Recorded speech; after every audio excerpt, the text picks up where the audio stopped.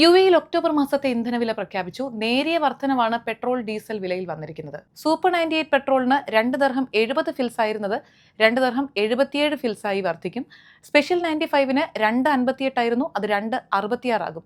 E+91ന് 2.51 ആയിരുന്നു, അത് 2.58 ആകും. ഡീസലിന്റെ വില സെപ്റ്റംബർ മാസത്തിൽ 2 ദർഹം 66 ഫിൽസ് ആയിരുന്നത് ഒക്ടോബറിൽ 2 ദർഹം 71 ഫിൽസ് ആകും. ഔദ്യോഗിക സന്ദർശനത്തിനായി യുഎഇയിലെത്തിയ ഓസ്ട്രേലിയൻ പ്രധാനമന്ത്രി അബുദാബി മുഷ്റഫിലെ ലുലു ഹൈപ്പർ മാർക്കറ്റ് സന്ദർശിച്ചു.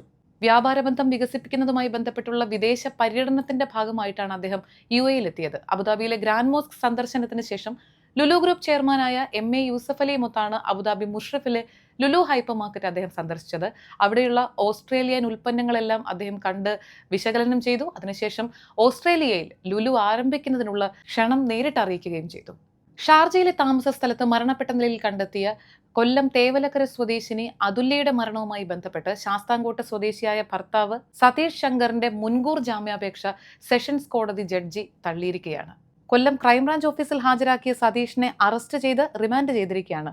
പൂജ അവധിക്ക് ശേഷം കസ്റ്റഡിയിലെടുക്കാനുള്ള അപേക്ഷ നൽകുമെന്നും കേസ് അന്വേഷിക്കുന്ന ക്രൈംബ്രാഞ്ച് ഉദ്യോഗസ്ഥർ അറിയിച്ചു. വിവിധ എമിറേറ്റുകളിൽ പറക്കും ടാക്സികളുമായി ബന്ധപ്പെട്ട പല പ്രഖ്യാപനങ്ങളും ഇതിനോടകം വന്നു കഴിഞ്ഞു. ഒടുവിൽ ഇതാ റാസൽ ഖൈമയും പറക്കാനൊരുങ്ങുകയാണ് എയർ ടാക്സികളിൽ. 2027 പകുതിയോടുകൂടി റാസൽ ഖൈമയിൽ എയർ ടാക്സികൾ പ്രവർത്തനം ആരംഭിക്കുമെന്നുള്ളൊരു പ്രഖ്യാപനമാണ് കഴിഞ്ഞ ദിവസം വന്നത്.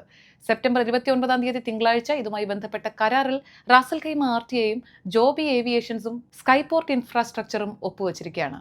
മർജാൻ ദ്വീപ്, ജബൽ ജയ്സ തുടങ്ങിയ മേഖലകളെയൊക്കെ കണക്ട് ചെയ്യിക്കുന്ന തരത്തിലുള്ള ഒരു റൂട്ടാണ് ആദ്യഘട്ടത്തിൽ പ്ലാൻ ചെയ്യുന്നത്.